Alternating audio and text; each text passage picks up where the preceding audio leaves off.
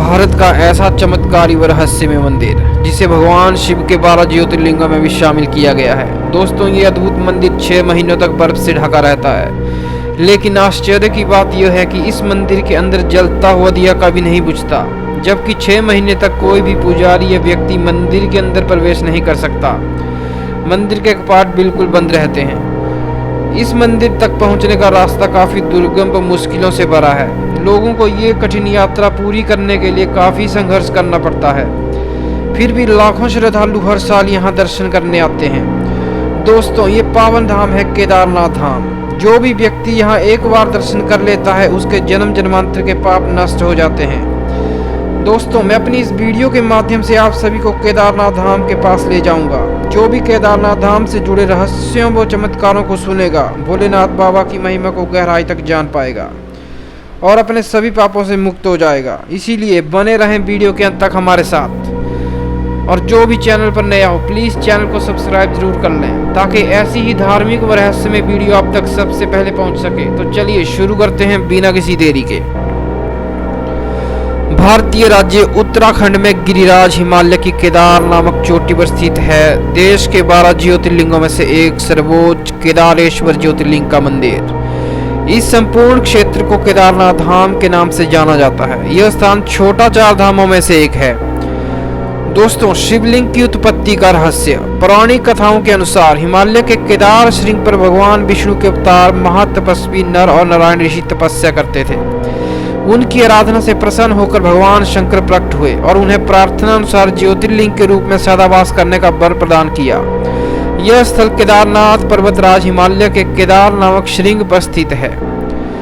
केदार घाटी में 2 पहाड़ हैं, नर और नारायण पर्वत। विष्णु के 24 अवतारों में से एक नर और नारायण ऋषि की यह तपोभूमि है। दूसरी ओर बद्रीनाथ धाम है, जहां भगवान विष्णु विश्राम करते हैं। कहते हैं कि सतयुग में बद्रीनाथ धाम की स्थापना नारायण ने की थी। इसी आशय को शिव पुराण के कोटि रुद्र संहिता में भी व्यक्त किया गया है। पांडव कथा। कहा जाता है, जब पांडवों को स्वर्ग प्रयाग के समय शिव जी ने भैंसे के रूप में दर्शन दिए थे, जो बाद में धरती में समा गए, लेकिन पूर्णतः समाने से पूर्व भीम ने उनकी पूंछ पकड़ ली थी। जिस स्थान पर भीम ने इस कार्य को किया था उसे वर्तमान में केदारनाथ धाम के नाम से जाना जाता है, एवं जिस स्थान पर उनका मुख धरती से बाहर आया उसे पशुपतिनाथ कहा जाता है। पुराणों में पंच केदार की कथा नाम से इस कथा का विस्तार से उल्लेख मिलता है। केदारनाथ और पशुपतिनाथ से मिलकर बनता है पूर्ण शिवलिंग। दोस्तों, केदारनाथ मंदिर उत्तराखंड के रुद्रप्रयाग जिले में स्थित है। इसे अर्ध ज्योतिर्लिंग कहते हैं। नेपाल के पशुपतिनाथ मंदिर को मिलाकर यह पूर्ण होता है। यहाँ स्थित स्वयंभू शिवलिंग अति प्राचीन है। यहाँ के मंदिर का निर्माण जन्मेजय ने कराया था और जीर्णोद्धार आदि शंकराचार्य ने किया था। 400 बरस तक बर्फ में दबा रहा मंदिर। वर्तमान में स्थित केदारेश्वर मंदिर के पीछे सर्वप्रथम पांडवों ने मंदिर बनवाया था, लेकिन वक्त के थपेड़ों की मार के चलते यह मंदिर लुप्त हो गया। बाद में 8वीं शताब्दी में आदि शंकराचार्य ने एक नए मंदिर का निर्माण कराया, जो 400 बरस तक बर्फ में दबा रहा। तब इस मंदिर का निर्माण 508 ईसा पूर्व जन्मे और 476 ईसा पूर्व देह त्याग गए आदि शंकराचार्य ने करवाया था। इस मंदिर के पीछे ही उनकी समाधि है। इसका गर्भगृह अपेक्षाकृत प्राचीन है, जिसे 80वीं शताब्दी के लगभग का माना जाता है। पहले 10वीं सदी में मालवा के राजा भोज द्वारा और फिर 13वीं सदी में मंदिर का जीर्णोद्धार किया गया। 400 सालों तक कैसे बर्फ में दबा रहा केदारनाथ का मंदिर, और जब बर्फ से बाहर निकला तो पूर्णतः सुरक्षित था। देहरादून के वाडिया इंस्टीट्यूट के हिमालयन जियोलॉजिकल वैज्ञानिक विजय जोशी के अनुसार 13वीं से 17वीं शताब्दी तक यानी 400 सालों तक एक छोटा हिमयुग आया था, जिसमें हिमालय का एक बड़ा क्षेत्र बर्फ के अंदर दब गया था। उसमें यह मंदिर क्षेत्र भी था। वैज्ञानिकों के अनुसार मंदिर की दीवार और पत्थरों पर आज भी इसके निशान देखे जा सकते हैं। दरअसल केदारनाथ का यह इलाका चोरावरी ग्लेशियर का एक हिस्सा है। वैज्ञानिकों का कहना है कि ग्लेशियरों के लगातार पिघलते रहने और चट्टानों के खिसकते रहने से आगे भी इस तरह का जल प्रलय और अन्य प्राकृतिक आपदाएं जारी रहेंगी। 6 महीने तक नहीं बुझता है दीपक। दोस्तों, दीपावली महापर्व के दूसरे ही दिन मंदिर के कपाट बंद कर दिए जाते हैं। 6 महीने तक मंदिर के अंदर दीपक जलता रहता है। पुरोहित मंदिर के कपाट को बंद करके भगवान के विग्रह एवं दंडी को 6 महीने तक पहाड़ के नीचे ऊखी मठ में ले जाते हैं। जब 6 महीने बाद मंदिर के कपाट खुलते हैं तो मई में केदारनाथ की यात्रा शुरू होती है। 6 महीने मंदिर के आसपास कोई नहीं रहता, लेकिन हैरान कर देने वाली बात यह है 6 महीने तक दीपक भी जलता रहता है और निरंतर पूजा भी होती रहती है। मंदिर के कपाट खुलने के बाद वैसे ही साफ सफाई मिलती है जैसी छोड़ के गए होते हैं, जो कि खुद में एक अनसुलझा रहस्य है जिसको वैज्ञानिक भी नहीं सुलझा पाए हैं। लुप्त हो जाएगा केदारनाथ। पुराणों की भविष्यवाणी के अनुसार इस समूचे क्षेत्र के तीर्थ लुप्त हो जाएंगे।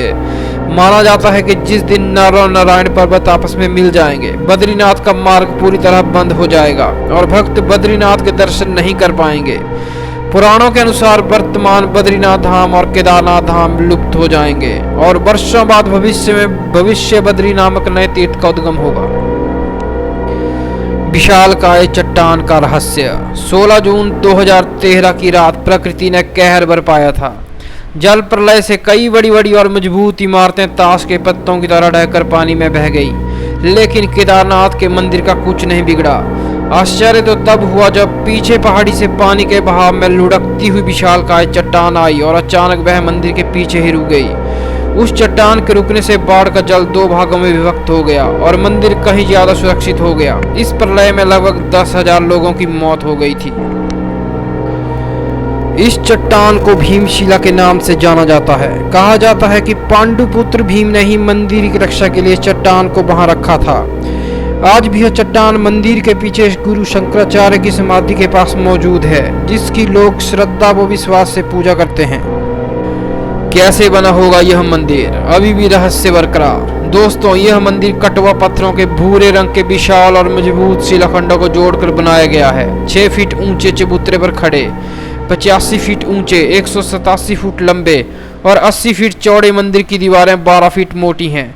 यह आश्चर्य ही है कि इतने भारी पत्थरों को इतनी ऊंचाई पर लाकर व तराश कर कैसे मंदिर की शक्ल दी गई होगी। खासकर यह विशालकाय छत कैसे खंभों पर रखी गई होगी।